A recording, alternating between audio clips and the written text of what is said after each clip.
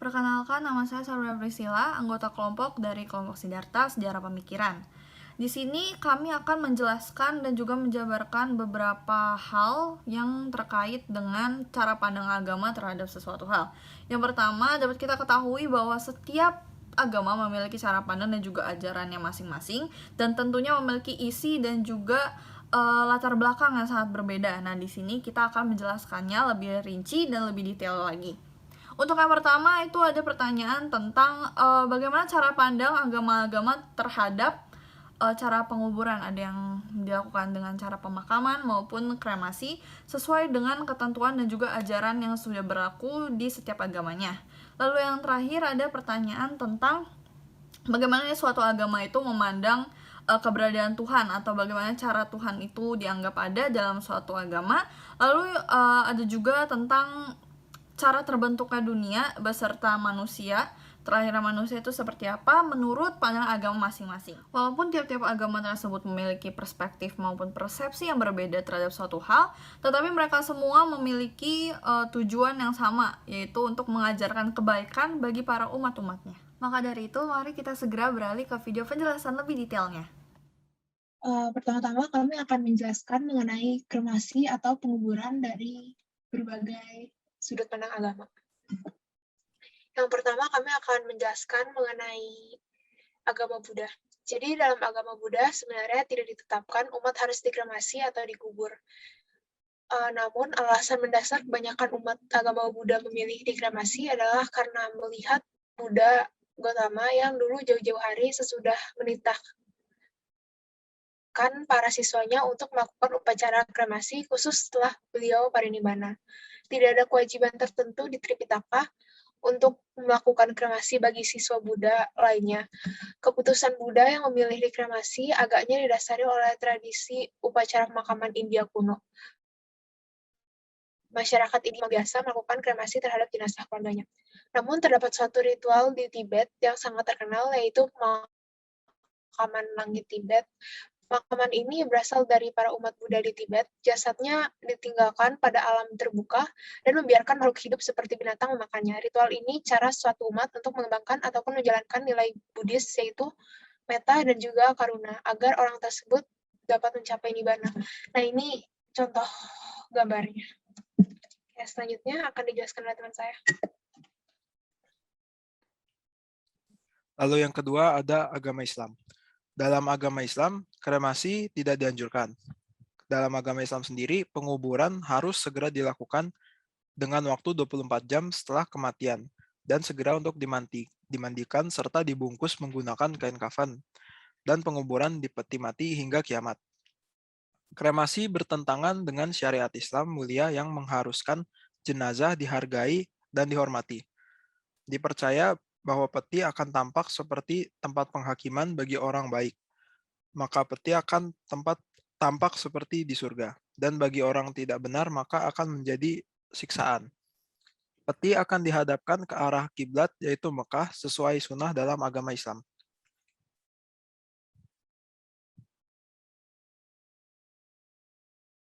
Dalam Kristen dan Katolik. Di Kristen Katolik sendiri, penguburan menggunakan peti adalah sebuah budaya terus berkembang dan berubah dari berbagai macam daerah. Namun saat ini ada banyak gereja yang menyetujui pelayanan penguburan dengan cara kremasi. Hal ini tidak menjadi sebuah masalah bagi agama Kristen, karena Alkitab sendiri tidak memberikan perintah ataupun mengenai cara penguburan di gereja-gereja Protestan. Dalam Gereja Katolik Roma sendiri telah mengizinkan kremasi pada tahun 1963. Selama hal itu tidak mencerminkan kurangnya iman dan kebangkitan tubuh, Gereja Katolik Roma masih mengajarkan bahwa orang mati dapat menjalani masa penyuciannya di api. Penyucian dan ini dapat dipersingkat dengan doa-doa orang hidup. Oke, next slide.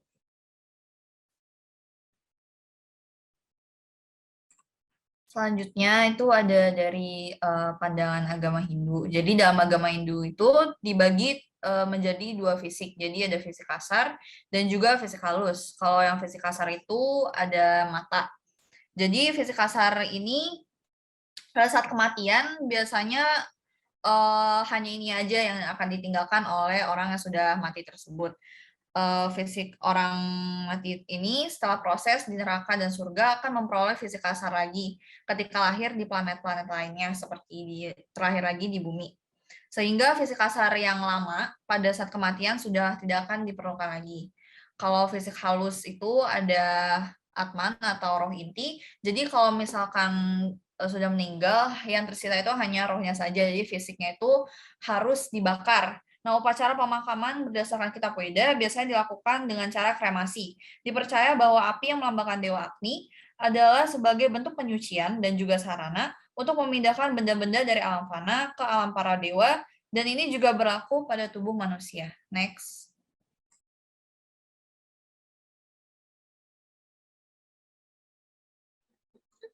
Selanjutnya ada agama Yahudi. Jadi di agama Yahudi itu tidak ada ajaran yang menjelaskan jelas tentang kehidupan setelah kematian. Mereka mendeskripsikan Tuhan sebagai kehidupan, di mana mereka yang pantas diberikan umur panjang dan kemakmuran. Adanya kepercayaan kebangkitan fisik setelah kematian, biasanya dalam agama Yahudi, orang-orang tewas lebih sering dikubur sesegera ia meninggal daripada dikremasi. Walaupun aliran reformasi mengizinkan kremasi, terdapat suatu komite dan organisasi yang bertugas untuk memastikan bahwa mayat-mayat orang Yahudi yang telah meninggal dipersiapkan untuk penguburan menurut tradisi Yahudi dan dilindungi dari penodaan disengaja atau tidak sampai penguburan. Anggota organisasi biasanya bertugas untuk memandikan dan menyelubungi orang mati sampai pemakaman dilakukan. Wanita akan merawat yang wanita dan pria akan merawat pria yang setelah meninggal. Selanjutnya,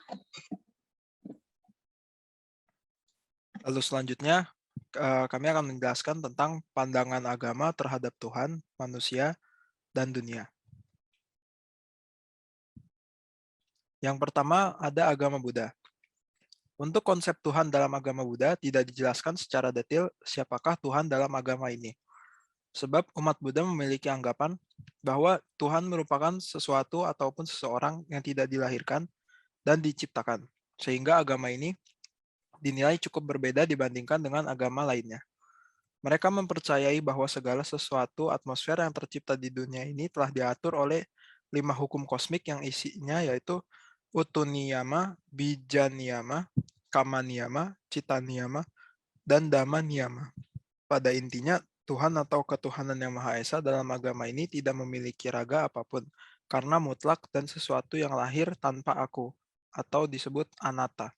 Tetapi walaupun sang pencipta tidak memiliki bentuk spesifik, para manusia yang menganut agama Buddha tetap dapat mencari jalan kebebasan untuk mengakhiri segala penderitaan yang ada di dunia ini dengan melakukan meditasi serta mempraktikkan ajaran Dhamma dengan baik. Kaitan dengan adanya dunia tentang perihal cara pemakaman sendiri tidak terlalu ditunjukkan sebab menurut agama Buddha, lahir di dunia merupakan suatu bentuk penderitaan yang harus dapat dikikis. Maka itu untuk cara pemakamannya tidak terlalu signifikan dan lebih fleksibel. Para umat Buddha yang meninggal dapat dimakamkan dengan cara dikubur maupun kremasi sesuai dengan kesepakatan keluarga yang bersangkutan. Dalam pandangan agama Buddha, kelahiran akan terus berulang karena adanya nafsu untuk dilahirkan kembali. Menurut Buddha, baik awal maupun akhir dari semesta tidak akan pernah diketahui oleh pikiran manusia. Maka itu, Buddha menjabarkan pula bagaimana semesta ini mengalami perubahan, semua yang ada di alam semesta menghilang secara berkala. Manusia dapat tercipta dari yang awalnya redup menjadi terang seperti cahaya, dan menjadi padat menjadi manusia. Setelah waktu berjalan cukup lama, cahaya yang awalnya sangat terang dalam diri mereka perlahan-lahan mulai redup, kemudian lenyap sepenuhnya, dan mulai bertumbuh menjadi fisik yang bertekstur padat. Muncul pikiran, jasmani, dan perasaan sehingga terciptalah manusia dan makhluk hidup yang sempurna.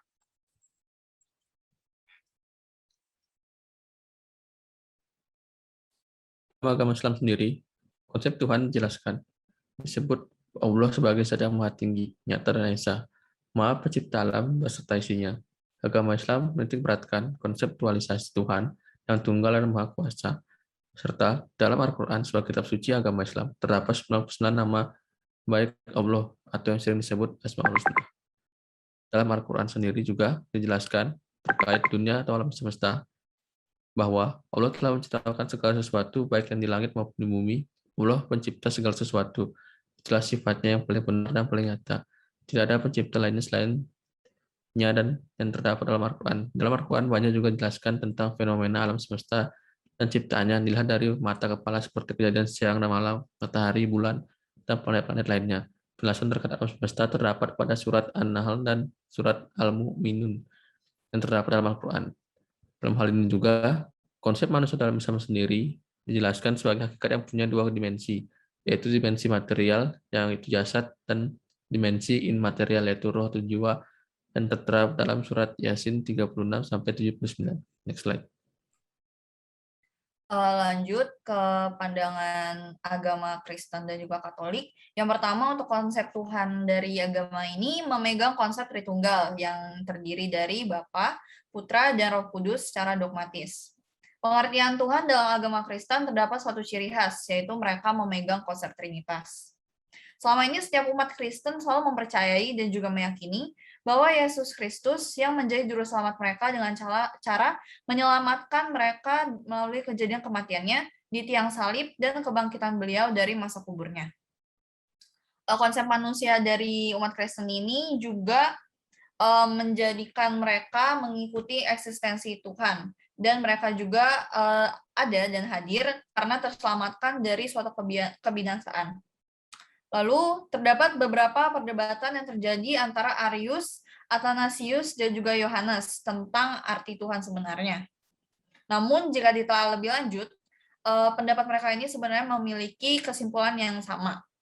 Untuk konsep dunia melalui agama Kristen, itu hidup di dunia itu dirasa mereka itu sebagai suatu kegembiraan, berbeda dengan pandangan agama Buddha yang menganggap bahwa hidup di dunia ini merupakan suatu penderitaan. Sebab untuk agama Kristen, dunia ini dianggap sebagai sesuatu hal yang sangat mengembirakan untuk mereka, karena Allah telah berhasil menebus segala dosanya.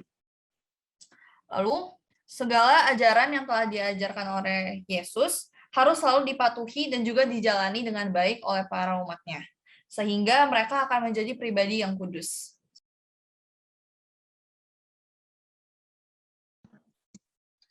Selanjutnya ada agama Hindu. Jadi di dalam agama Hindu, Tuhan dinamakan Brahman. Brahman itu bersifat kekal, tak terbatas, menguasai segala bentuk ruang, waktu, energi, dan serta jagat raya. Dalam agama Hindu terdapat juga Trimurti atau 3 kekuatan Brahman. Trimurti itu mencakup Brahma sang pencipta, lalu ada Wisnu sang pemelihara, dan Siwa sang pembinasa. Yang pada akhirnya mereka melahirkan aliran-aliran penyembahan yang berbeda-beda dalam agama Hindu. Dipercaya bahwa dunia terbentuk dengan cara bertahap dan evolusi, berawal dari tidak ada kehidupan, kematian, bentuk maupun siang, malam, dan lainnya, hanya ada kegelapan dan kosongan saat itu. Lalu muncullah sebuah sinar keluar menjadi pencurah benih sumber kehidupan. Lalu muncullah dia yang mengawasi dunia dari surga tertinggi. Hindu sangat percaya akan samsara karma, kehidupan, kematian, dan reinkarnasi. Karma adalah hukum sebab akibat yang akan berlangsung dalam kehidupan duniawi sebelum mencapai kesempurnaan.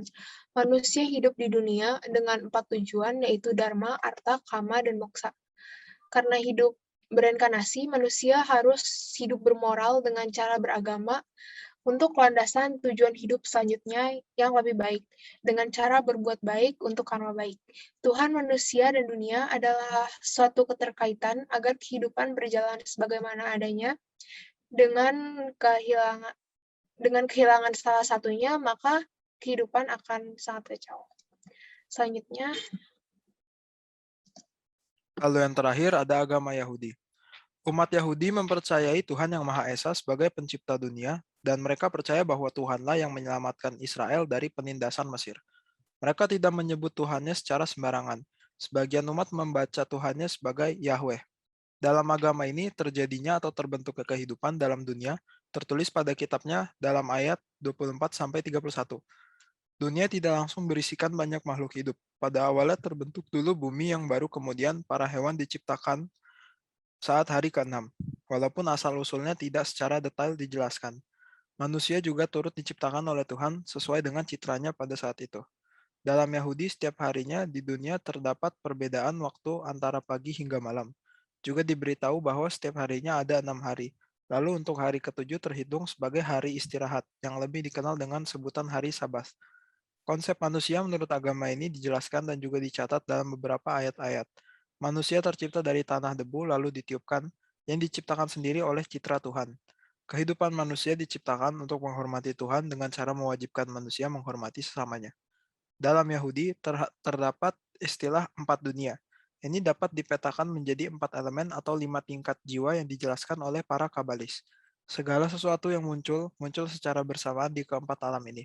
Meskipun kadang kita mungkin mengalami kehidupan terutama di satu alam atau lainnya. 4 dunia tersebut adalah yang pertama Asia yang merepresentasikan bumi di mana kita tinggal dan wujud fisik kita yang melakukan banyak hal. Lalu Yetzirah yang merepresentasikan air dan melambangkan aura dan perasaan yang disinkronisasikan dengan perbuatan manusia di bumi.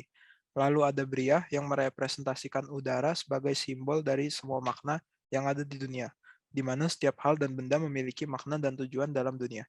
Lalu yang terakhir ada Atzilut yang merepresentasikan api sebagai realitas kita yang didampingi dengan keberadaan Tuhan di sisi kita dan menjelaskan bahwa kita adalah salah satu dari ciptaan Tuhan yang luar biasa. Yahudi yang menganggap Tuhan sebagai bentuk sempurna dari kehidupan percaya bahwa orang-orang yang banyak berbuat baik diberikan kemakmuran dan hidup yang panjang. Sekian presentasi dari kelompok kami. Terima kasih.